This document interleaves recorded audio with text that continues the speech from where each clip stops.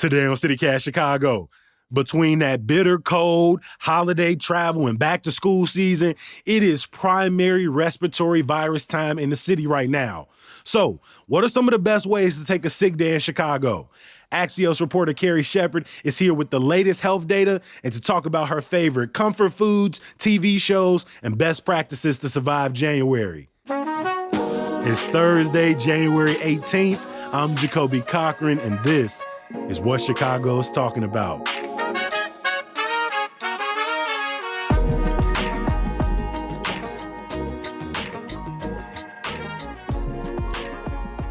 Carrie, welcome back to CityCast Chicago. Hey, Jacoby. So happy to see you. Always a good time to see you, my friend. Right now, it feels like a lot of the people in my life are sick, right? In the last couple of weeks, I mean, people have tested positive for COVID. People are coming down with colds and flus. Do the numbers bear this out? This isn't just happening to me, right?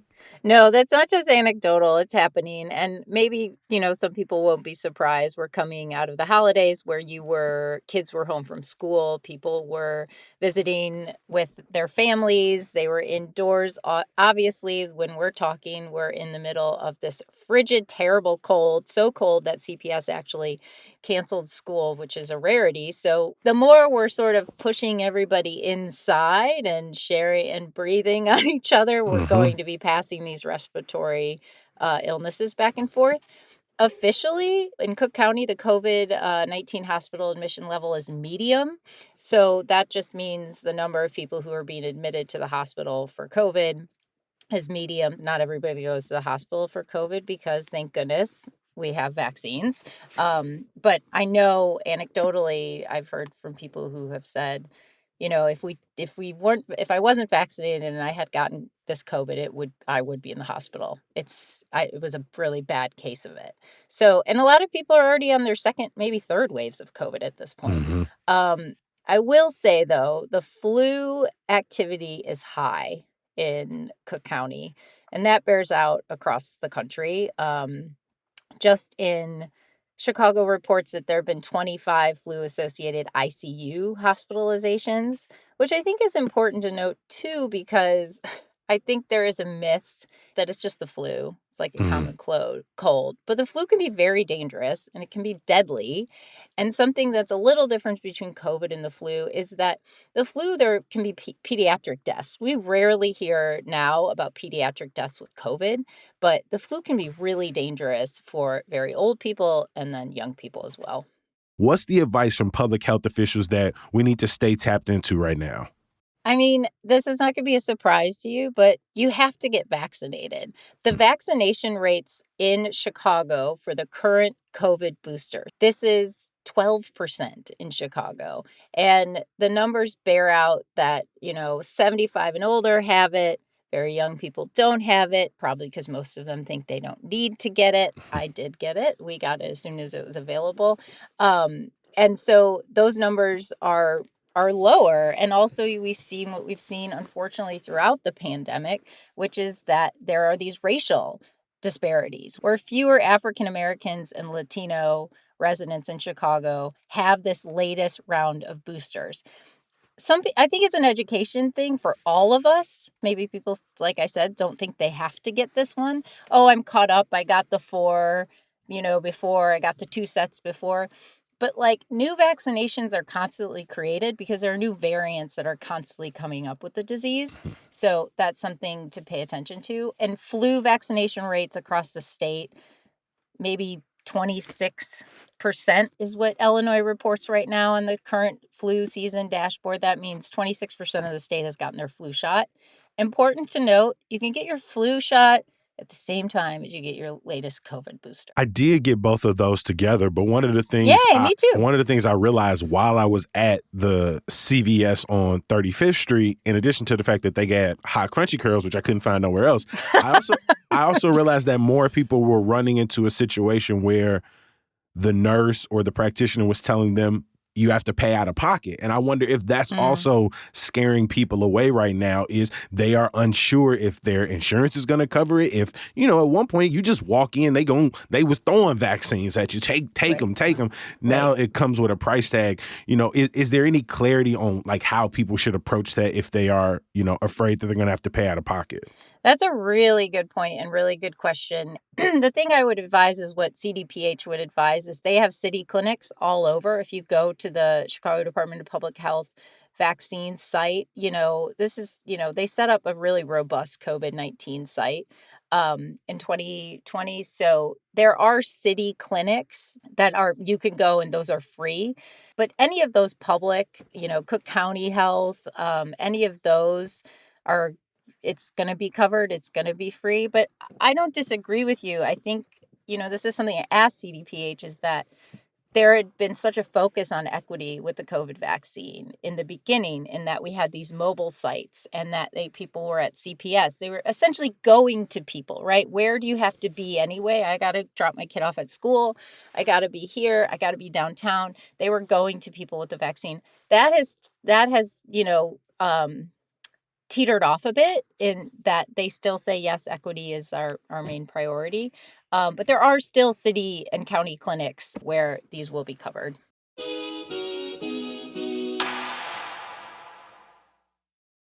I got to ask, what's your personal mask philosophy right now? You always got it on you? Are you remasking when you're in restaurants and stuff again? So good question. And I'm interested in, you just traveled overseas, how you mask. I always mask on transportation, on planes, on the bus, on the train. I mask at CVS or Target, places like that, the grocery store. But, we were at a friend's apartment for dinner on Sunday and we didn't mask. I had a group of friends over around the holidays in our condo with little kids who were sniffly, and, sure as hell we got sick, but nothing like the flu, nothing COVID. We tested, but just kind of your run-of-the-mill cold. So I didn't mask in that situation, but most public places I'm still masking. How about you? I haven't been doing good. I'm You're not not even doing going it? front on it. No, I just haven't been doing good. I do typically have a mask on me. I did wear my mask while I was in O'Hare and I was leaving, had it on me while I was on the plane. But then when I got there, I'm not even gonna front. I was not thinking about it. And that's even as my partner was masking. It was just something that I stopped paying attention to. But it is something that, as I'm, again, paying attention to the numbers again, something that I'm reconsidering, right? As I'm going back onto public transit and stuff, to bring my mask with me. A part of me probably is still the fact that I do test before I travel, try to test before I'm in proximity to a lot of people. Working at home sort of makes me feel very isolated all the time.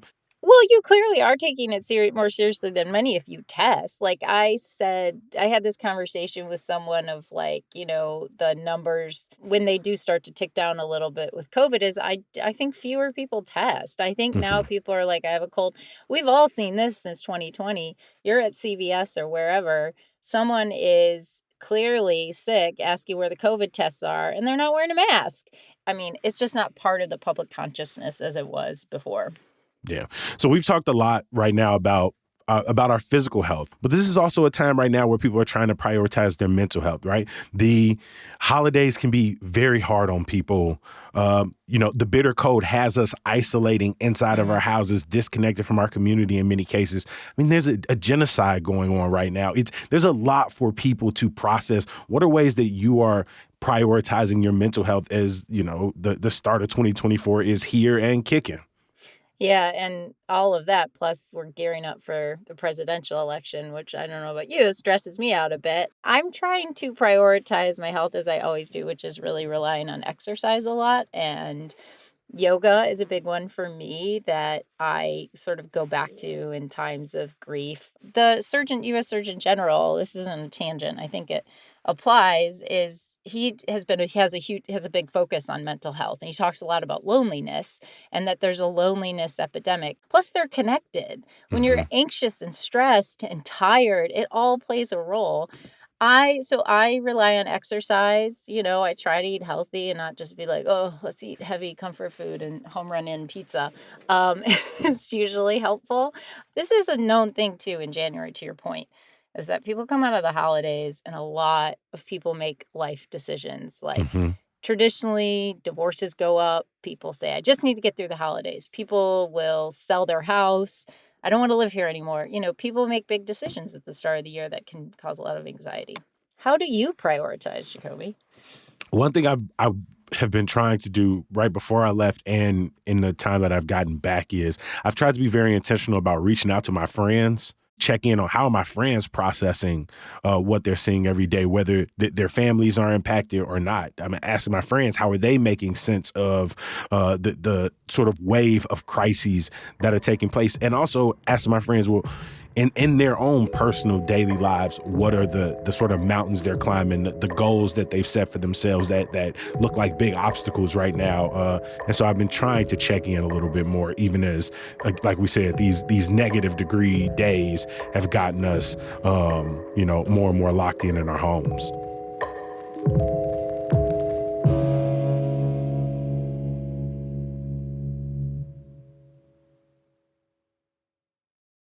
If you are sick, if you are taking a mental health day at home, if you are, stuck in the house, for you, what are your go-to comfort foods? I know that's a sight for many people. A warm meal, a good dessert, something that sort of brings them comfort, brings them nostalgia, that it makes January easy to bear. What are those comfort foods for you? Okay, so I'm going to switch it up a little because in comfort foods, but I'm trying to eat less dairy Oh, me because too, G. Me too. it's so hard, but I'm trying to I'm a migraine sufferer, and so I'm trying to do elimination diets, and often cheese is something that can cause people migraines, so I'm trying to cut out cheese. So, believe it or not, there are some pretty incredible vegan and vegetarian comfort foods. One that we make from the Buddhist chef cookbook, and you can find this online, is a shepherd's pie. So it's like lentils, veggies, and mashed potatoes, all vegan, and it is so filling and so good. Also soups, like stew-like soups. There's a great New York Times. I like how I'm saying this like I cook these. I don't cook these. My husband does. I don't cook, but I tell him what I want. He's a really good cook. This turmeric chickpea stew that's in the New York Times, and then also like hot pots, pho, any sort of like ramen. I Those was are gonna say all, ramens and curries. and curries. Yes. What are your go-tos? No, I'm in the same boat. All those? Soups are mostly, I'm so biased towards my mom's chicken noodle soup that I'm not a Nice. huge soup person, but I will get down on some lamb curry. I've been on a ramen kick for the last like 2 or 3 months, and so even when I'm not sick, I I've been eating a lot of ramen.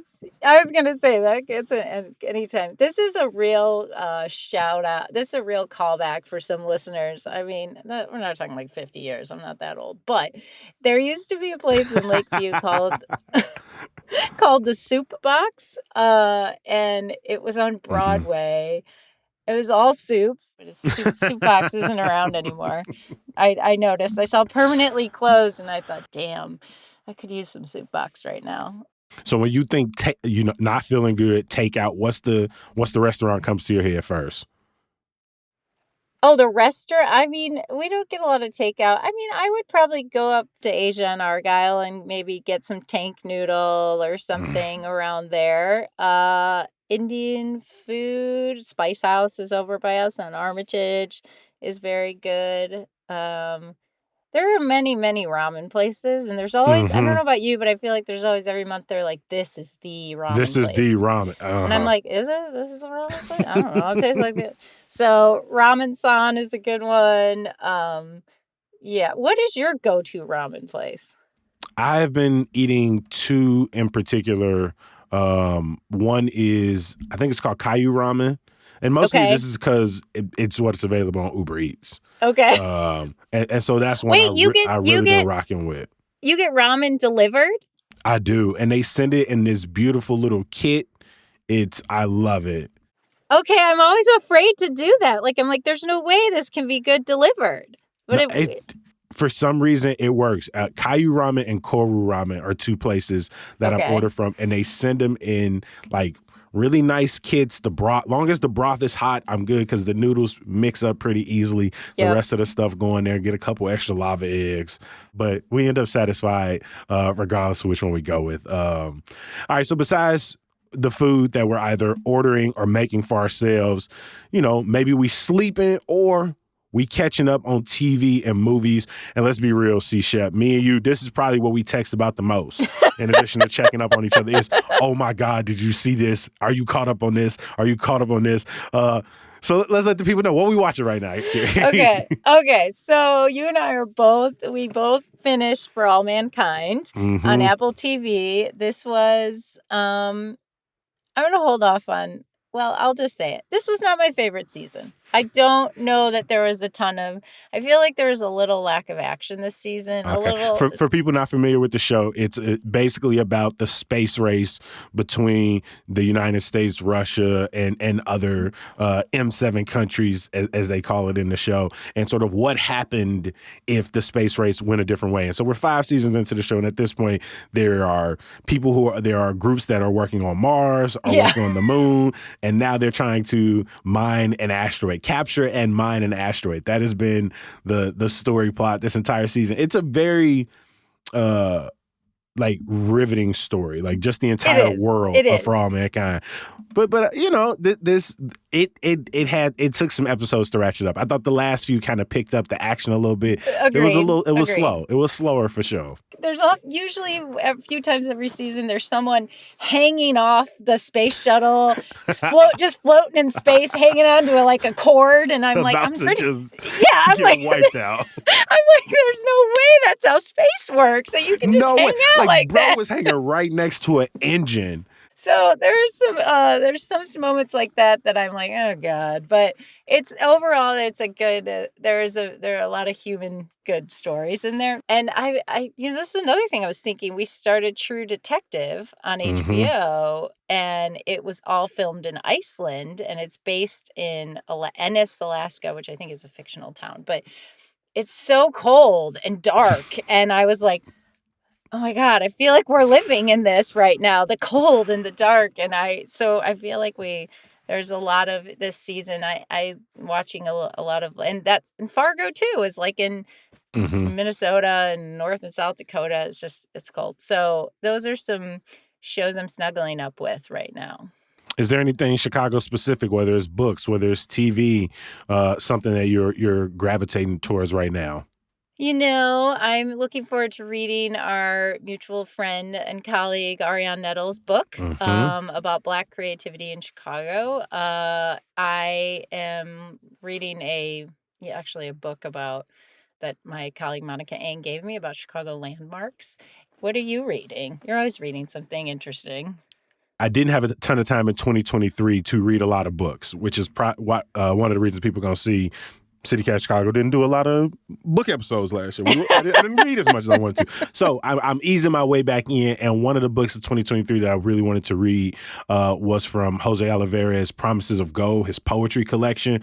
Obviously, Chicago has such a deep bag of great poets. Shout out Nate, shout out Eve, shout out Avery, and so many others. And Jose's book is one that has come highly recommended. And Ari's book is called We Are the Culture, Black Chicago's Influence on Everything. So we talked about some of the things we're reading, some of the things we're watching. What are some other Sig Day comforts you want to put people onto, whether it's a local tea shop you like, a place to get good plants? That was one of the things I was thinking about. Jacoby, that's a bit of a trigger, the plant thing for me, because I just killed one and I'm about to kill a second one. I asked my mom she said, what do you want for Christmas? I'm like, nothing. I'm 40. You don't need to give me a present. But I said, all right, a plant. She got me this beautiful peace lily. I don't know if you've ever seen these. They're huge. Yes. And you're definitely not the only person killing peace lilies. Oh my gosh, that thing just started to droop. And I'm just like trying to desperately bring it back, and it's not coming back. And I'm just watching movies and getting stuff done from home. Although I will shout and plug this. Saturday, it was very cold after the gym. Went to Sugar Moon Bakery in Logan Square on Brightwood. Oh my gosh. Okay. I don't know about you, but like now places always have a line getting in. And I'm like, what's with all the lines? And there's a lot of hype about a lot of places. This place lives up to the hype. And the prices are very good and very reasonable. You know, these are not $8 cookies. It is some of the best stuff I've ever had. It's so good. I'm not even kidding you. So good. And I ran into a friend. We had a great time in line. The line went faster because but God damn, I would strongly recommend those. Strongly. Okay. On the flower tip, like I know people love to give like get well bouquets. Couple of things to think about. You know, if someone is sick, just make sure you want to get things that have maybe low pollen, not a lot of fragrance in them. Because you don't want to make a bad day even worse for somebody who's sick. And then also consider, because we don't have a lot of sunshine, go with bright things. Yellow flowers, pink flowers, orange flowers. Consider orchids, tulips. And when you give people like bouquets versus like sort of plants, I think more people expect the bouquet to eventually sort of make its way out of the house versus if you try to give somebody a peace lily, monstera or something, you know. You're giving them a responsibility. Yeah, I've killed a few money trees that people are giving me. So, hey, consider a bouquet versus like a plant during this time. Love that. It's so true. It's like you give someone a plant and you're like, here you go. I'm setting you up for failure. You're welcome. Carrie, we've talked about so many beautiful things today. Ultimately, this was just an excuse to talk to you, my friend. So I appreciate you stopping by. Thank you. I'm so happy to see you. I was going to say that makes me feel better to see you guys. So thank you for having me. Hey, that was one of our tips. Check in with your homies, and hey, that's why we brought you here. Checking in with the homies.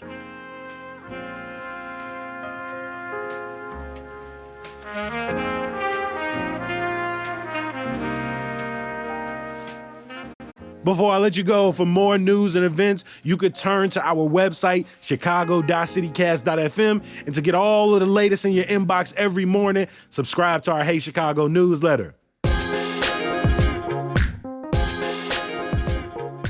Now, you know I'm going to leave you with some good news.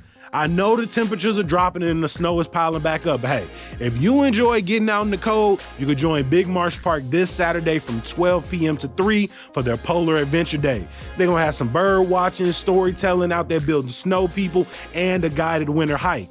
They also going to have plenty of hot cocoa for you too. You can learn more at the link in the show notes. As always, we appreciate you for listening, reading, DMing us, signing up to become a member. Meet us back here bright and early tomorrow for our Friday News Rewind. I'm going to talk to you then. Peace. I also have ended up on Bouquet TikTok with people putting together really elaborate floral arrangements. This is real? Oh my gosh, this is something I love this. that I have enjoyed.